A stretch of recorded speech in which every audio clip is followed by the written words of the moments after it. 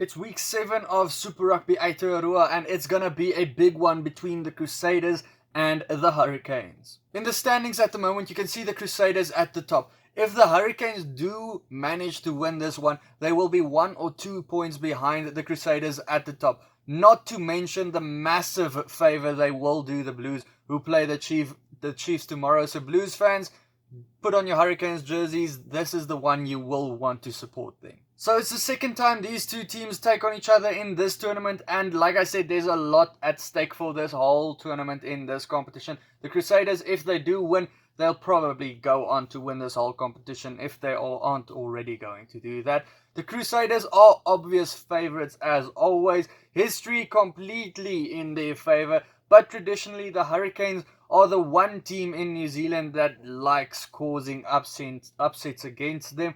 Last time the Crusaders did lose at home was against the Hurricanes. That was in 16 July 2016, 36 games ago, so is quite a while ago. It is in the Orange Theory Stadium in Christchurch. Broken clouds expected, quite cold, not too windy, so I think it's quite a good game expected over there. Let's start in the backs. Will Jordan is back in the side with Havili out injured. So he will want to add to his tries that he has already scored in this competition. He is joined by Reese and Bridge, who've been pretty quiet so far in this competition by their standards. Usually they score 2 or 3 tries a game. So they are up against Jordie Barrett, who's really changed the attacking dynamics of this whole team of the Hurricanes since he's come back into the side. Wes Goosen, he starts ahead of Kobus van Wyk, who has scored 7 tries in 7 games, so it was quite shocking to see him out.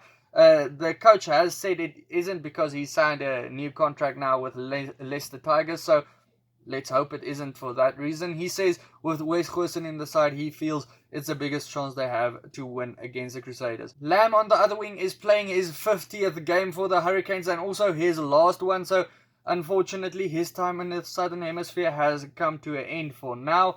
The matchup of the weekend is going to be Laumape versus Goodhue in number 12. Laumape had an awkwardish interview last weekend at the end of the match saying he'll silence all his haters. And what a way to silence them than playing against the All Black number 12 and playing really well against him. So I hope for his sake he can match what he said last weekend. I think it's going to be a big matchup this weekend. Peter Umaga Jensen played well last weekend as well, playing off of Laumape's energy, and he's playing up against a new number 13 in the side, in for Eno, who is injured yet again. Unfortunately, the young guy just does not get a break. Hall and Mahunga will feel they have the upper hand against Perenara and Garden Bishop, who, let's face it, they've been good, but not at the level of Mahunga and Hall, though TJ has been in scintillating form this whole competition.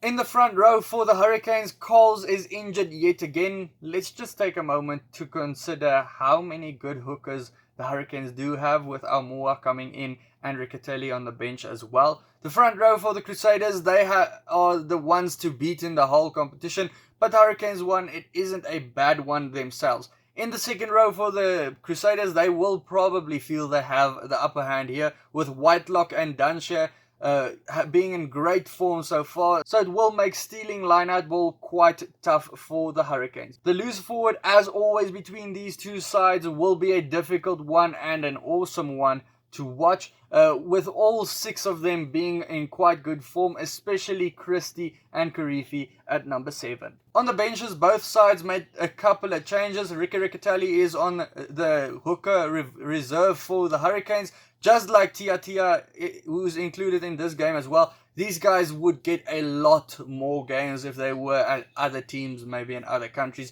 Tia, with that game-changing ability of his, is a guy to watch when he comes on. Both sides also included 2 strong runners on their bench, with Aso and Fainga Anuku for the latter stages of the game, and they both have 2 solid number 9s coming on in Booth and Drummond. To bet against the Crusaders at home won't be a smart one, though it should end somewhere, sometime.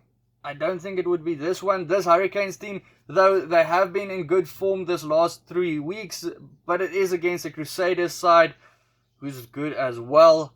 I probably think they won't do it against the Crusaders, so the Crusaders by 7 points for me, but who knows, this competition can go any way. It's the toughest one to predict I've ever done. So guys, let me know your prediction down in the comments below. If you want to check out any of these other videos next to me, please do so. Also, subscribe if you do like the channel, and then I'll see you for the next one. Cheers.